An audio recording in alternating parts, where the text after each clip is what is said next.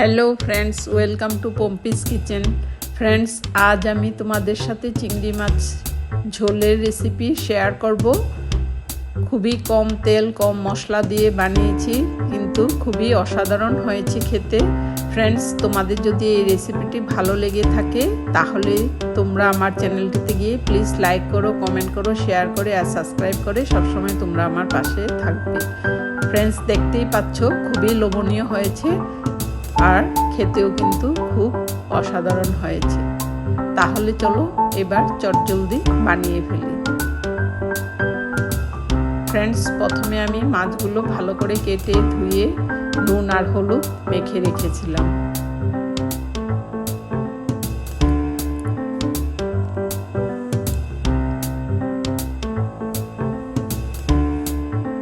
এবার আমি কড়াই বসিয়ে তাতে তেল দিয়েছি, সরষার তেল দিয়ে আমি তেলটা গরম করে নিয়েছি।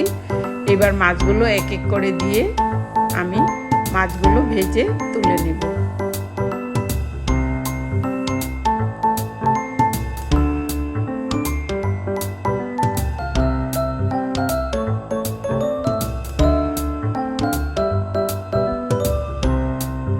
এভাবে করে আমি সব মাছগুলো তেলের মধ্যে দিয়ে দিচ্ছি, দিয়ে উল্টে পাল্টে ভালো করে ভেজে নিচ্ছি।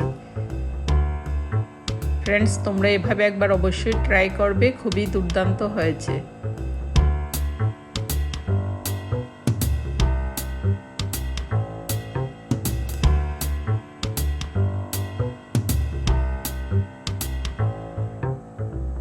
এবার একটি মশলা তৈরি করছি।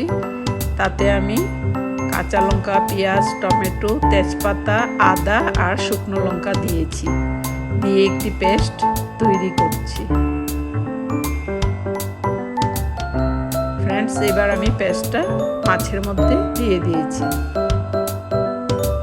দিয়ে ভালো করে মশলাটা আমি ভেজে নিচ্ছি। ফ্রেন্ডস, আমি মাছের সাথে একেবারে মশলাটা ভেজে নিচ্ছি। মশলাটা কিন্তু খুব ভালো করে ভাজতে হবে। এবার আমি একটি টমেটো পেস্ট তৈরি করছি। টমেটো আমি 3টি দিয়েছি, ছোট ছোট সাইজের। এবার টমেটোর পেস্টও আমি মাছের মধ্যে দিয়ে দিয়েছি, দিয়ে আরও কিছুক্ষণ নাড়াচাড়া করে নিচ্ছি আর খুব ভালো করে ভেজে নিচ্ছি। এবার সামান্য নুন আর হলুদ দিয়েছি, দিয়ে আরও কিছুক্ষণ ভেজে নিচ্ছি। ফ্রেন্ডস, আমি মশলা বেশি ব্যবহার করিনি, খুবই কম মশলা দিয়ে বানিয়েছি। মশলাটা আমার ভাজা হয়ে গেছে।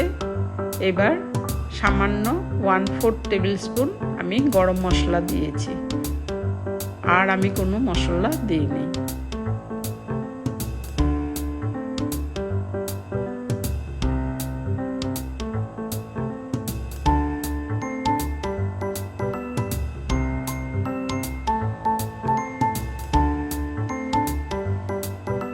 এবার আমি 1 কাপের মতো জল দিয়েছি, দিয়ে এবার ভালো করে একটু সেদ্ধ করে নেব।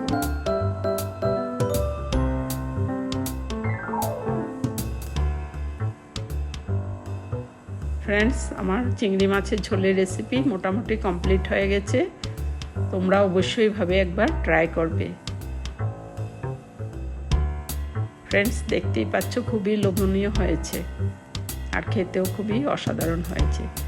তাহলে আজ এখানে শেষ করছি, আবার আসবো আরেকটি নতুন ধরনের ভিডিও নিয়ে।